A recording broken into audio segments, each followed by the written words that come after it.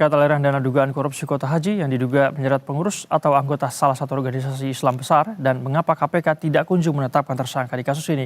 Kita telah terhubung dengan Wakil Ketua KPK periode 2007 hingga 2011 yang juga pernah menjabat sebagai Inspektur Jenderal Inspektorat Jenderal Kementerian Agama pada 2012 hingga 2016, Muhammad Yasin. Selamat sore Pak Yasin. Assalamualaikum. Sore, Bang. Waalaikumsalam. Baik, Pak Yasin, terima kasih sudah meluangkan waktu untuk kami di Berita Satu Sore. Saya mau langsung saja, Pak Yasin. Sejauh ini bagaimana Anda mengamati kasus pengungkapan dugaan korupsi kuota haji ini? Apakah memang akan banyak tersangka atau akan banyak pihak yang terseret dalam kasus ini sehingga kemudian membutuhkan waktu lama proses penyidikannya? Ya, karena diduga ada uang yang mengalir kemana-mana. Jadi yang berasal dari ratusan travel penyelenggara haji khusus itu diberikan kepada pihak Kementerian Agama, yaitu staf maupun jajaran pimpinannya ya. Nah itu telah mengalir kemana-mana sehingga ini perlu waktu untuk menelusuri itu pusaran dari uang yang mengalir itu kemana. Kalau menurut saya itu tidak di satu poin, itu beberapa poin menyebar kemana-mana. Sehingga kalau menurut saya kan statusnya ini kan sudah pada tahapan penyidikan. Segera aja ditetapkan tersangkanya, walaupun ini sambil melakukan suatu pengembangan penyidikan. Jadi tidak akan menjadi katakanlah dugaan-dugaan masyarakat yang kesana kemari atau dugaan liar masyarakat. Ada apa nih? Apakah ragu menetapkan ini berhubung ada beberapa pasal yang mungkin cara menerjemahkannya itu kontradiksi itu antara pasal 9 dengan pasal 64 Undang-Undang Nomor 8 Tahun 2019 tentang penyelenggaraan haji. Nah ini kan masyarakat menunggu nih siapa sebenarnya tersangkanya, jangan hanya disibukkan oleh pemanggilan dan menelusuri arah dana itu kepada siapa, nanti finalnya di mana ya. Saya kira kelamaan nih, segera ini harus segera ditetapkan siapa tersangkanya. Kalau memang levelnya di medium level manajemen ya itu di tingkat direktur atau di tingkat pejabat tingginya ada di situ adalah tingkat eselon 1 atau dirjennya atau bahkan menterinya, ya segera tetapkan saja. Yang merubah aturan ya, yang tidak sesuai dengan ketentuan yang ada di undang-undang itu kan menterinya. Saya kira menterinya dulu ditetapkan sebagai tersangka, nanti alirannya kepada siapa itu sebagai tambahan mereka-mereka yang melakukan tindak pidana, baik pidana korupsi maupun TPPU, tindak pidana pencucian uang. Begitu, Bung. Baik. Pak Yasin, KPK mengatakan ada juru simpan aliran dana korupsi kuota haji ini. Apakah menurut Anda ada hambatan atau tantangan yang dihadapi KPK sehingga kemudian sulit untuk mengungkap juru simpan ini? Apakah dia berasal dari pihak Kementerian Agama atau pihak swasta atau mungkin para saksi-saksi, sekian banyak saksi yang sudah diperiksa ini tidak memilih bungkam maksud saya, sehingga KPK sulit menemukan sosok ini? Ya orang yang telah menerima misalnya kemudian dikembalikan, itu aja dulu ditersangkakan juga. Nah, nanti akan berkembang, dia akan mengetahui siapa sebenarnya juru simpan ini. Apakah di level atas atau di level tengah, maksud saya level atas itu ya menteri atau staf khusus atau dirjennya, ya itu harus ada satu yang tersangka dulu, dikembangkan, nah nanti akan menjadi terkait dan ditemukan siapa sebenarnya pengepulnya itu.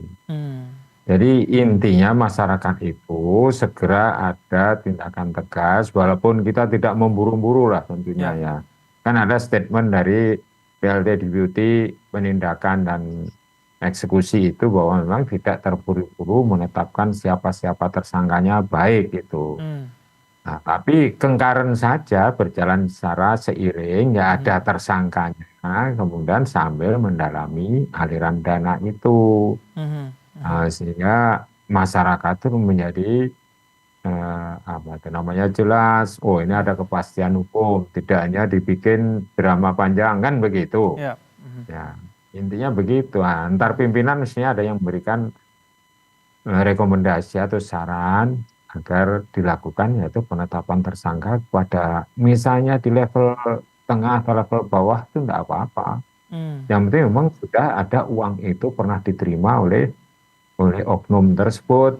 Tuh, nanti sambil berkembang ke atas, sambil mengumpulkan barang bukti untuk menuju pada dua alat bukti yang cukup kepada individu-individu yang memang terlibat dalam pelaksanaan yaitu perlakuan atau tindak pidana yang dilakukan berkaitan dengan kuota itu.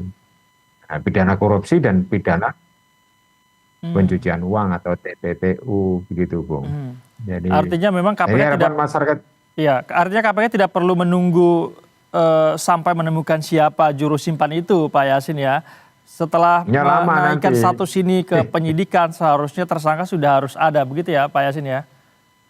Ya, untuk yang sekarang ini kan udah relatif agak lama. Hmm. Yaitu penetapan tersangka itu memang sudah, tapi kan tidak menyebut nama gitu loh. Hmm. Nah, sekarang udah saatnya untuk menyebut nama.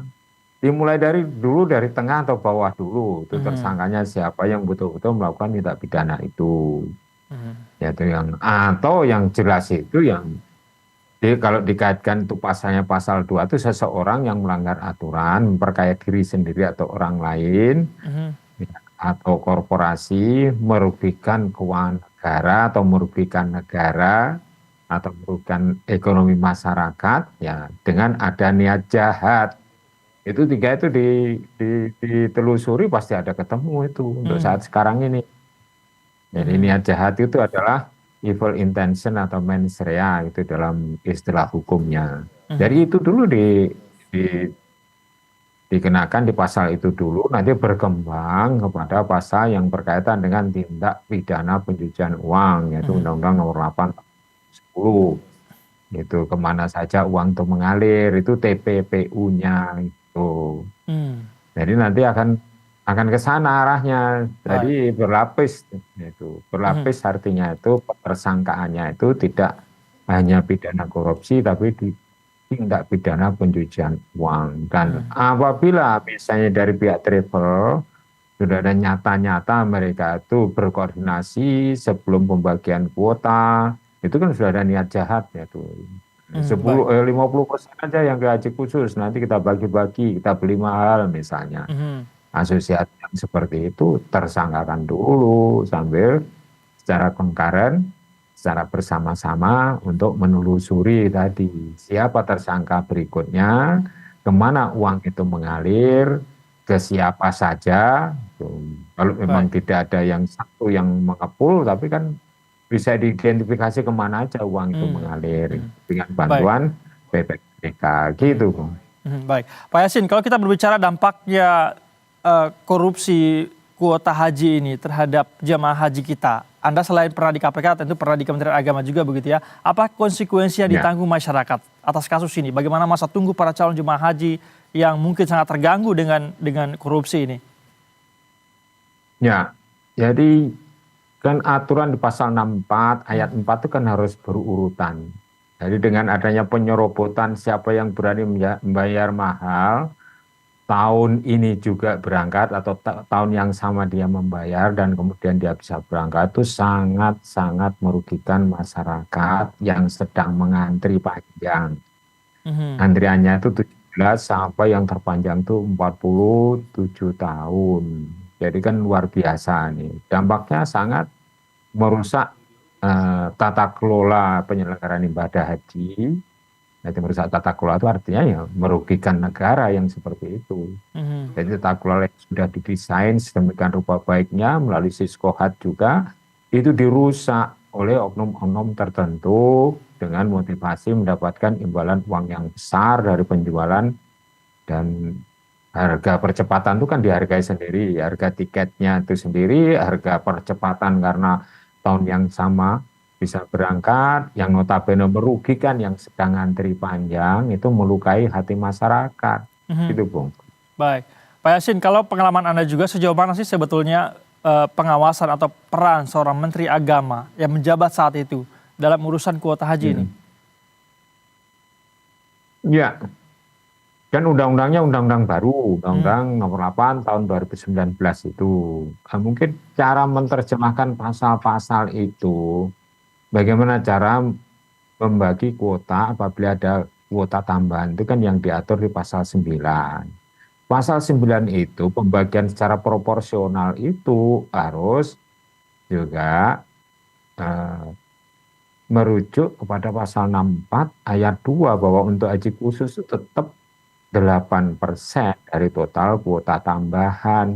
Hmm. Sehingga kalau ditotalkan dengan sebelum ada tambahan ya jumlahnya sekitar 19.300 sekian begitu. Jadi jangan sampai digelembungkan sampai 27.000 atau 29.000 itu kan luar biasa itu. Penyimpangannya kan di situ. Hmm. Dengan motivasi untuk mendapatkan margin yang besar atau ya harga yang lebih mahal kan seperti itu. Hmm. Bisa ditawarkan kepada yang pemilik uang. Nah, misalnya tahun ini berangkat kan bisa bisa katakanlah mencapai 500 juta ke atas itu bisa sampai Hmm. 1 miliar itu pun bagi yang punya uang tidak masalah asal tidak ngantri sampai panjang seperti yang sekarang ini. Tapi seberapa besar Tapi perlu andil diingat, andil seorang Menteri Agama, Pak Yasin? Karena kan sebelumnya juga ada informasi yang kami dapatkan. Maki juga sempat mengatakan bahwa ada Menteri Agama sempat menerbitkan keputusan Menteri Agama begitu berkaitan dengan pembagian 50-50 kuota haji tersebut. ya justru itu Hmm. yang saya maksud dengan keluarnya keputusan atau surat keputusan nomor 130 15 Januari tahun 2024